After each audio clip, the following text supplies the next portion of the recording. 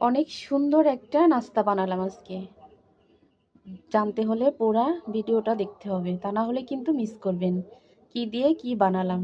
এগুলো কিন্তু সবার ঘরে ঘরে থাকে, ভিডিওটা না দেখলে মিস করবেন যে কি দিয়ে আমি এই সুন্দর নাস্তাটা বানালাম। এই যে সস দিয়ে একদম শক্ত শক্ত মসমসে একটা নাস্তা।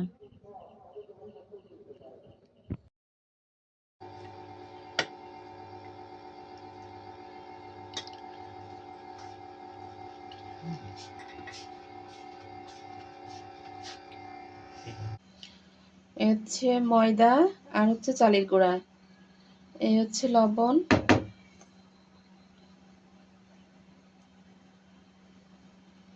এই হচ্ছে বেকিং পাউডার। ভুল হয়ে গেছে, এটা হচ্ছে কর্নফ্লাওয়ার, আমার বলা ভুল হয়ে গেছে।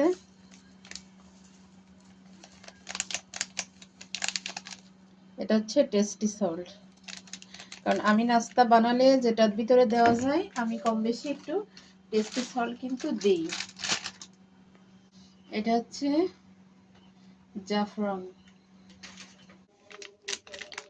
এটা হচ্ছে গরুর গোশের মশলা। এই মশলাটা যে কোনো আলুর চপ, বেগুনি, পেঁয়াজু যাই বলেন তার ভিতরে একটুখানি দিয়ে দেখেন, এত সুন্দর একটা ঘ্রাণ বের হয়, একদম কেনা জিনিসের মতো লাগে। এক প্যাকেট, এক চামচ এই যে ইসের মশলা দিলাম, গরুর গোশের মশলা।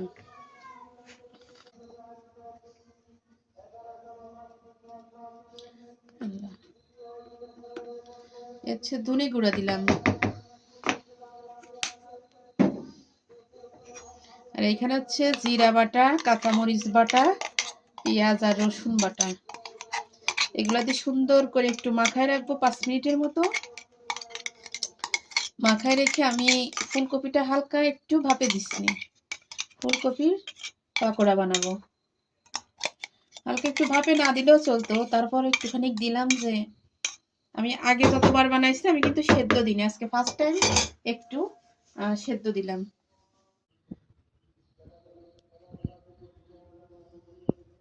আমার কিন্তু আটাটা মাখানো এই যে হয়ে গেছে একদম। এই যে এরকম এরকম করে মাখায় না নিলে, পানি পানি নিলে কিন্তু ফুলকপির সাথে দাঁড়াবে না। এই জন্য একটু আঠা আঠা করে নিছি যাতে ফুলকপির সাথে দাঁড়ায় যায় সুন্দর করে।